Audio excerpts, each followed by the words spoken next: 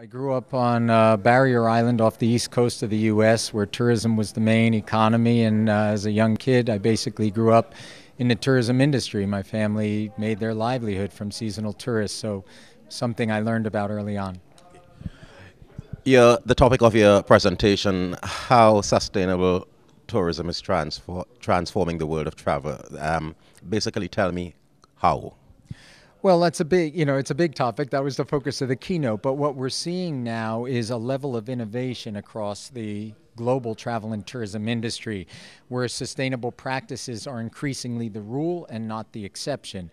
And this is mirrored by a changing tourism demographic among travelers who are seeking destinations that still have that sense of place, that still have a sense of cultural authenticity, and also have their environments intact.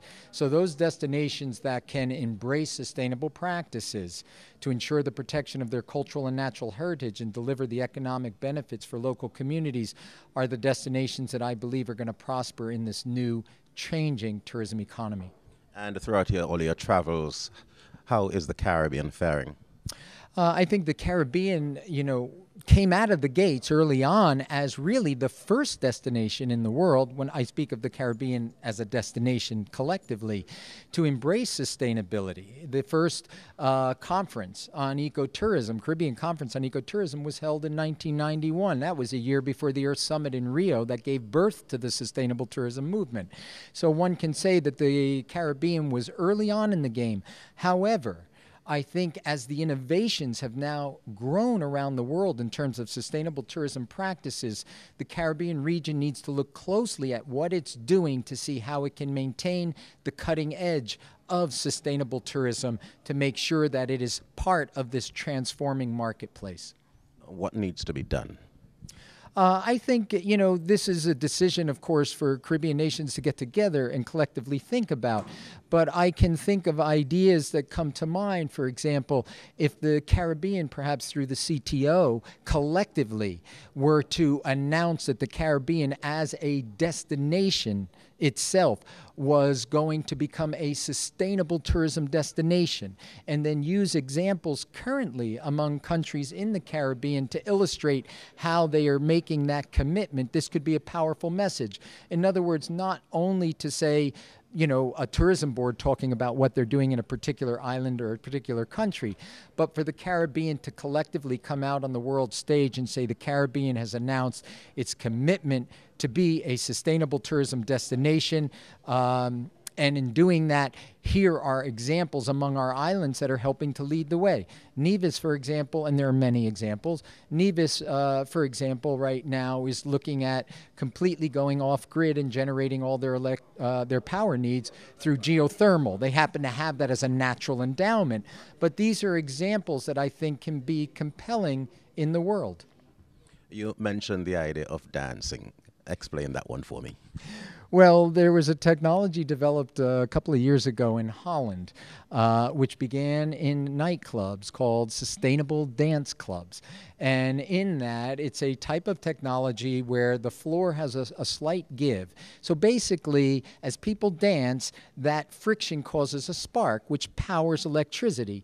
And in short, the more you dance, the more electricity is powered. Now, that technology was brought to the Caribbean city of Toulouse this past summer, which is a popular tourism destination in Europe, and they put it into a popular pedestrian walkway in the city where tourists frequent in order to light the street lights and generate other electricity there as a test. There's now consideration looking at, for example, airports. Think of the power that could be generated from people running to catch their flights. But in the Caribbean's case, for me, my own theory is, my goodness, when it comes to dance and music, I think if they could bring that technology to the Caribbean and make it available for free to every island here, the Caribbean could probably power the world. True. You mentioned not long ago that the Caribbean should come on out and say, okay, we are into sustainable tourism. The question is, what of the costs? Would those costs be astronomical? No, I don't think those costs will be astronomical. I think the point is, this. Whether we like it or not, the sustainability train is going to pull out of the station. And destinations are either going to be on it or they're not. And those destinations that are not are going to struggle in the future. So I don't believe the costs are going to be astronomical. In some cases, I believe the costs might even be less. You know, we don't have to build monumental tourism infrastructure, especially at a time when people are seeking that sense of, you know, authenticity, that sense of place. I was walking here in Bermuda on the railway trail just yesterday.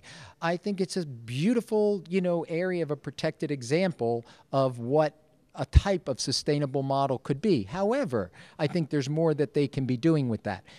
Now, there will be costs involved. And it won't just be to the tourism sector, but to all sectors, because the fact of the matter is we cannot continue to follow the model of tourism development of the past. It is simply an unsustainable model.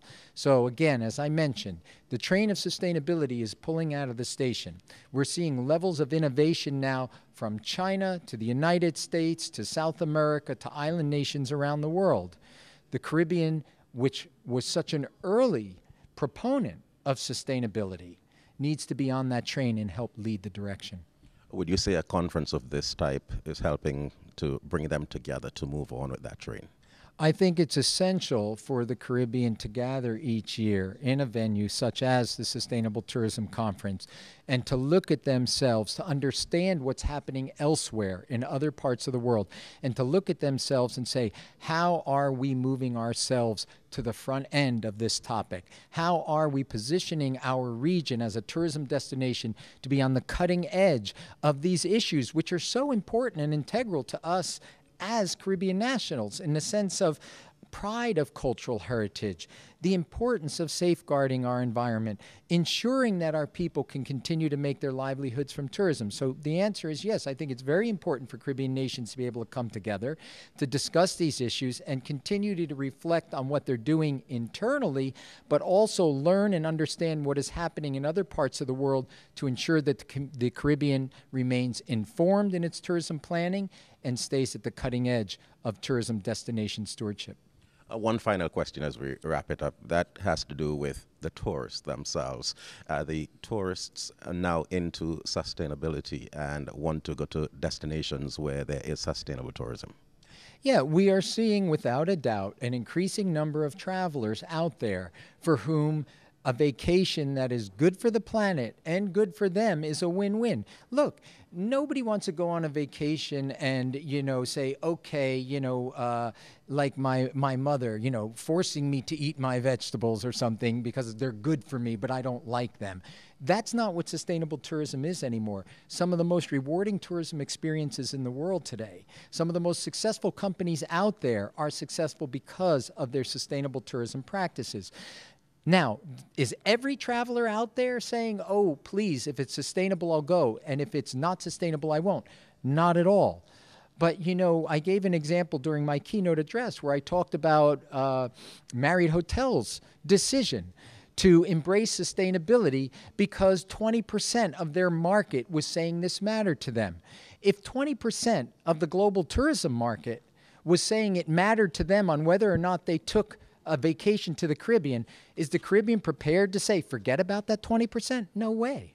We need every tourism dollar here. But one thing we have to do is ensure that in generating those tourism dollars, it's not short-term thinking that is harming the very thing that tourists are coming to see. Because 100 years from now, the hope is that there will be Caribbean tourism that is vibrant, that is thriving, and that people in the Caribbean are still able to make their livelihoods with a sense of pride in their heritage, because tourism developed in such a way that it didn't conquer nature, it didn't destroy culture, it embraced it, and it celebrated it for future generations.